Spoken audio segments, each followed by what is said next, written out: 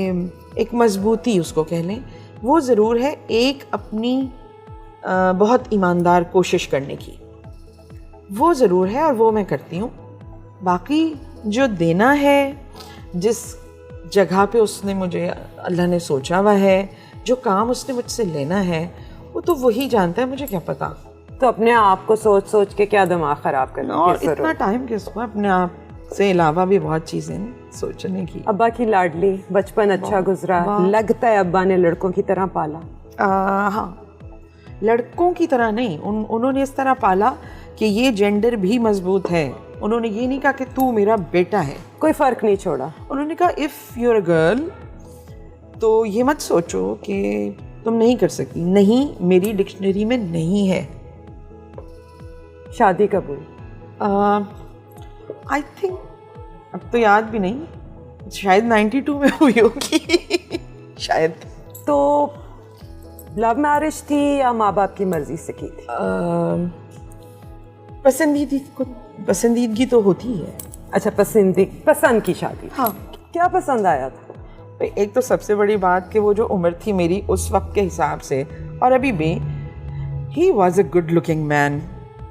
ये था तो सबसे पहले उस उम्र में यही पसंद आता है, हाय इतना अच्छा तो कुछ ये बात थी। और फिर नहीं, मैं ये नहीं कहती कि वो कोई बुरा इंसान था। He is a good hearted man, he was a good hearted man, अभी भी यकीनन होगा, मगर शायद उसके अंदर इतनी मजबूती नहीं थी ख़ुद को पहचानने की।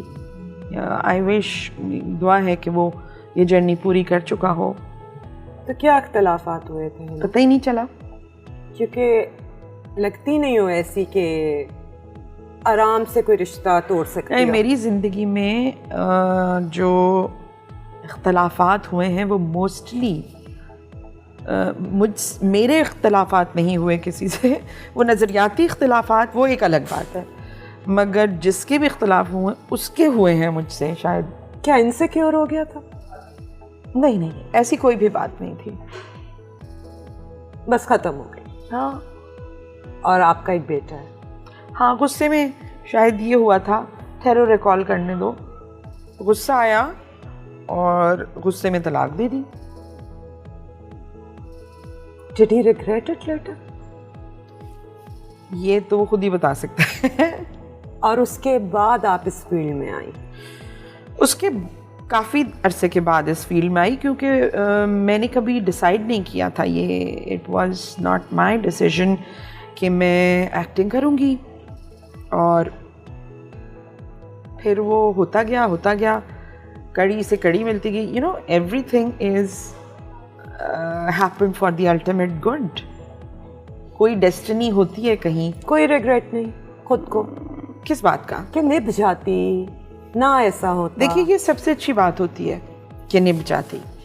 दो लोग जब एक घर बनाते हैं तो सबसे पहली दुआ ये होती है कि वो निभ जाए, स्पेशली जब बच्चा भी हो जाए। हाँ, लेकिन वो ऐसा नहीं हो सका। अब इसके लिए मैं किसी से कोई शिकायत नहीं करती। और वाकई ये मैं आपको बात बता रही हूँ कि मेरे जहन में कोई भी एक ऐसी बात नहीं आती कि वो शिकायत में हो। सबसे बड़ी बात ये कि किसी के साथ भी आप वक्त गुजारें, जब आपको उसके साथ गुजारा हुआ कोई खूबसूरत, खुशनुमा, खुशगवार लम्हा जहन में नहीं है तो उससे शिकायत नहीं है। नहीं है जहन में?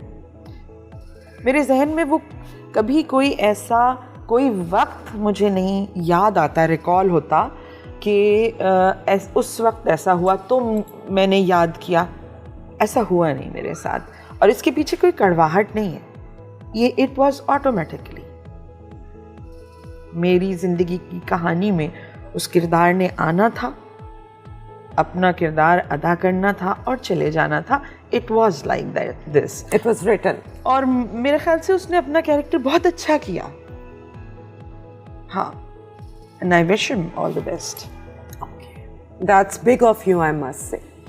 अकेले बेटे को पाला, कितने साल का था जब you were divorced? I think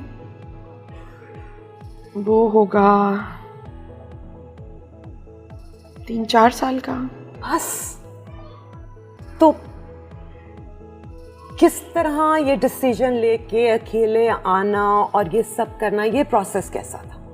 क्या सोच के शादी से निकली थी कि अब बस मैं जाऊंगी अपने ओन पे कुछ कर लूंगी, या पेरेंट्स का सहारा था?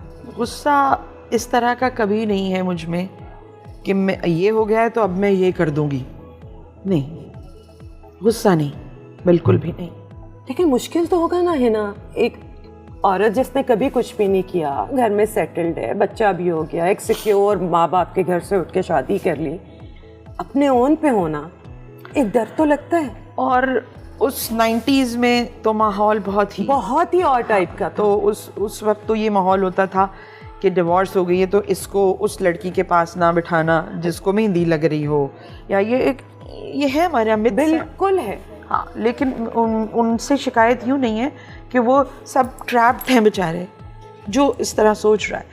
तो जो लोग अगर पहले ही ट्रैप्ड हों उनको आप कैसे छेड़ सकते हैं ना, यू नो। मुश्किल बहुत था, बहुत मुश्किल था।